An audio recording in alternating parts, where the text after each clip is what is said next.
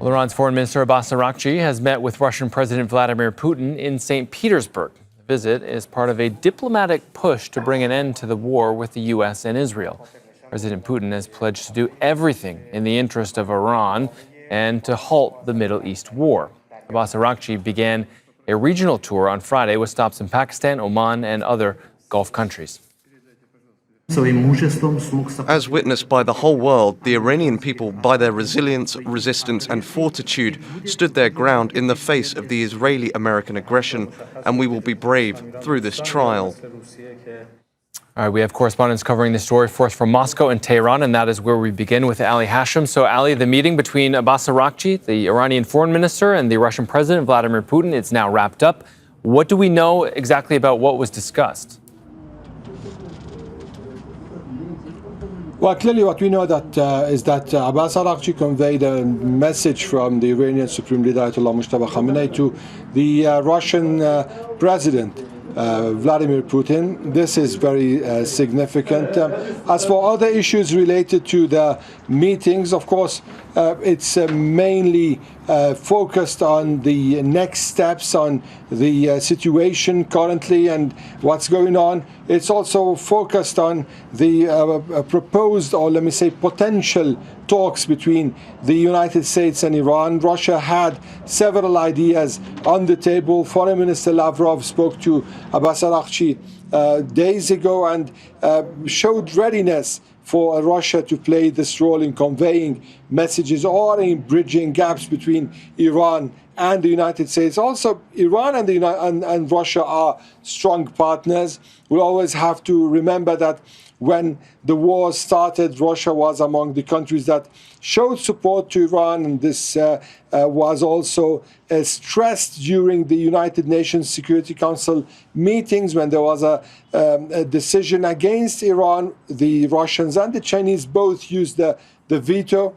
And of course, for the background, when the Russians started the war in Ukraine, also Iran was one of the countries that supported Russia, and it was widely reported that the Iranians exported part of their drones to the Russians. Of course, the Iranians have been denying this, but then this was one of the issues that has been always reported in this regard. So what we are witnessing is just that Iran and Russia are stressing their relation, and probably this also will have to do with any possibility of resumption of war, because at the end, Russia and Iran have their own cooperation in the defensive side now. There's no clear reports whether the Russians have been exporting or providing the Iranians with any kind of technology, but there have been a lot of reports in this regard. Okay, let's bring in Yulia Shapovalova, who's with us from Moscow. So, Yulia, I wonder what the Russians are saying publicly about what their role is, or what they want maybe their role in this conflict to be.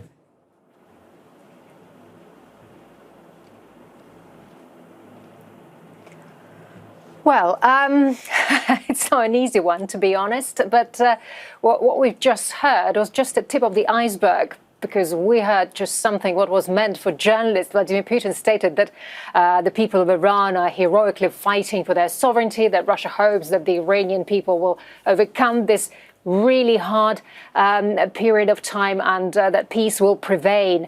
And he also noted that Russia will do everything possible to ensure peace in the Middle East as soon as possible, while, according to Abbas Araghchi, the relations between Moscow and Tehran represent a strategic partnership and will be strengthened. And of course, the two are very, very close together. And of course, everyone is interested whether Russia supplies weapons to Iran, but the Kremlin, as we know, has denied many times these weapons supplies to Iran, despite the comprehensive partnership agreement between the two, because it is actually aimed at strengthening military cooperation between the two countries and includes security and defense, but it excludes the formation of a military alliance. Apart from that, everything is possible, and it's not prohibited. But Despite Moscow is denying the weapons supplies, according to Western intelligence, Russia has agreed with Iran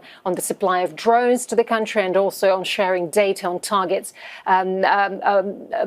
for strikes on U.S. military facilities. And of course, the negotiations are continuing right now, and hopefully later on we'll learn more about the discussions that have been taking place in St. Petersburg. But of course, the two countries have been in contact since the beginning of the war, and Moscow says it is ready to contribute to the settlement of the conflict and to contribute to the search for solutions by political and diplomatic means. Yeah, and Ali, look, it's so hard to know where we're at in terms of the state of the negotiations between Iran and the United States to actually end this conflict. We're having to kind of read the tea leaves on the travels of Abbas Araghchi and what that might tell us. Do we know where the Iranian foreign minister is going to go next and what that might tell us? Well, what we know is that this visit is going to be wrapped in Russia. He'll be back in Tehran as of probably this evening. However, this is an issue that should be taken into consideration when we see the whole picture, the bigger picture.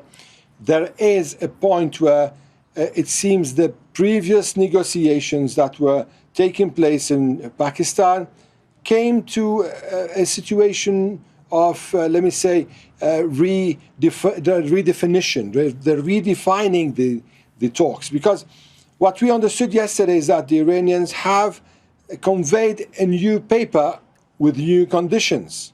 And this is on the contrary to the whole narrative that was being pushed by President Trump, that he is in control of this whole situation. The Iranians are trying to say we are also in control because they are putting right now certain conditions. Well, whether the President of the United States is going to accept to talk about these issues or not, that's another matter. What the Iranians now are saying that they do not want to talk nuclear. They do not want to talk the sovereignty over the Strait of Hormuz.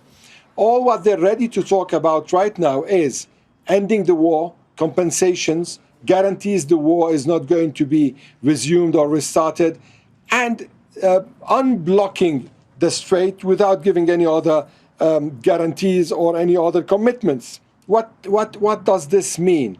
What the Iranians are trying to do right now is to just show that they are not in a hurry, that they are not going to be dragged into President Trump's game, and at the same time, they are putting the rules of engagement their own way on the table. But this could be seen as a negative sign. The positive sign here is that what the Iranians are trying to also do is to say, well, there are some easier steps that we can start with. We can talk these issues that are bridgeable. They're not big gaps. And then when there is a deal, the war is over, we have a trust-building measure that's in place, then we can go to other steps such as the nuclear, the Strait of Hormuz, and whatever's left on the list. All right, let's see if they can get past step one here. All right, Ali Hashim for us live in Tehran, and Al Jazeera's Yulia Shapovalova for us there in Moscow. Thank you both.